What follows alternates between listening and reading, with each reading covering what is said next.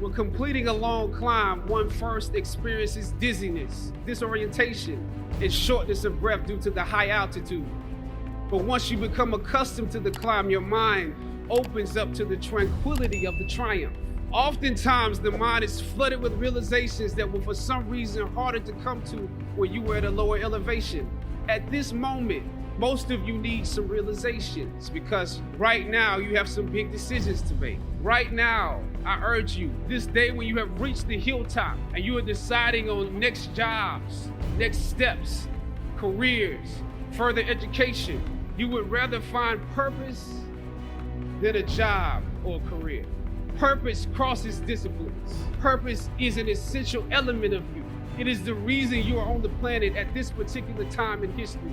Your very existence is wrapped up in the things you are here to fulfill.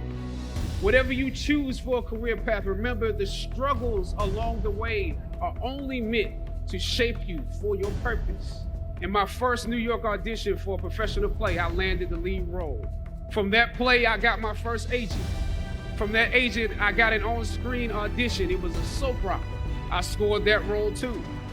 I felt like Mike Tyson when he first came on the scene, knocking out opponents in the first round. You very often get the script the night before and you shoot the whole episode in one day with little to no time to prepare. Once I saw the role I was playing, I found myself conflicted. A young man in his formative years with a violent streak pulled into the allure of gang involvement. Never judge the characters you play. That's what we were always taught. That's the first rule of acting. And any role play, honestly, can be empowering. But I was conflicted because this role seemed to be wrapped up in assumptions about us as Black folk. The writing failed to search for specificity. There was barely a glimpse of positivity or talent in the character, barely a glimpse of hope. I would have to make something out of nothing. I was conflicted. It was just my luck that after filming the first 2 episodes, execs of the show called me into their offices and told me how happy they were with my performance. They wanted me to be around for a long time. They said, if there was anything that I needed, just let them know. That was my opening. I decided to ask them some simple questions about the background of my character, questions that I felt were pertinent to the plot. Question number 1, where's my father? Well, he left when you were younger. Of course. Okay. Question number 2, in this script it alluded to my mother not being equipped to operate as a good parent. So why exactly would my little brother and I have to go into foster care?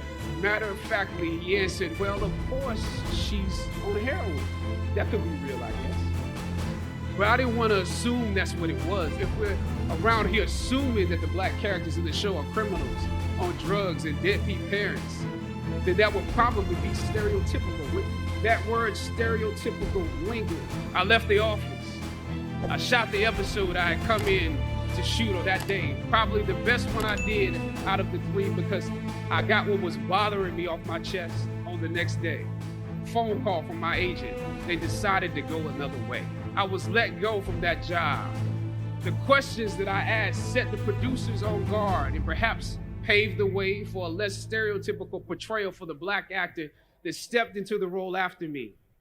As the scripture says, I planted the seed and Apollos watered it, but God kept it growing. As conflicted as I was before I lost the job, as adamant as I was about the need to speak truth to power, I found myself even more conflicted afterwards. My agents at the time told me it might be a while before I got a job acting on screen again. We're hesitant about sending you out to some people right now because there is a stigma that you're difficult. But when you have those moments, you start to wonder if there was a better way to handle it. And if you could have handled it better, maybe you could help your family. And then before you know it, you're broke.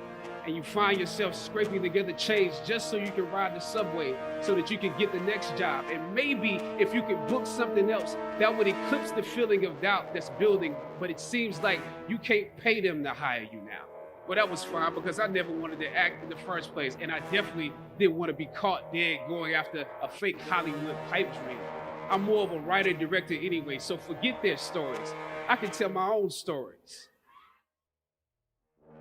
Sometimes you need to get knocked down before you can really figure out what your fight is and how you need to fight it.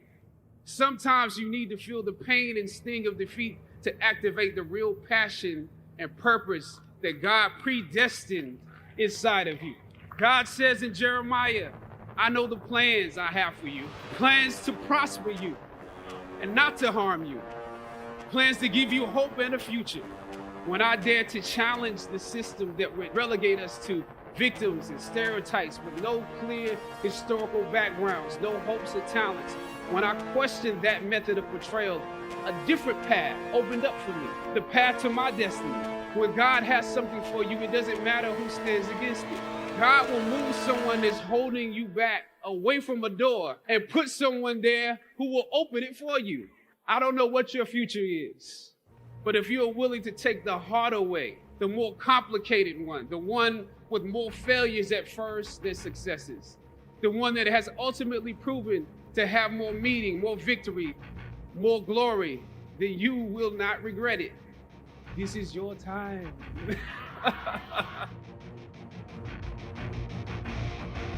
The light of new realization shines on you today.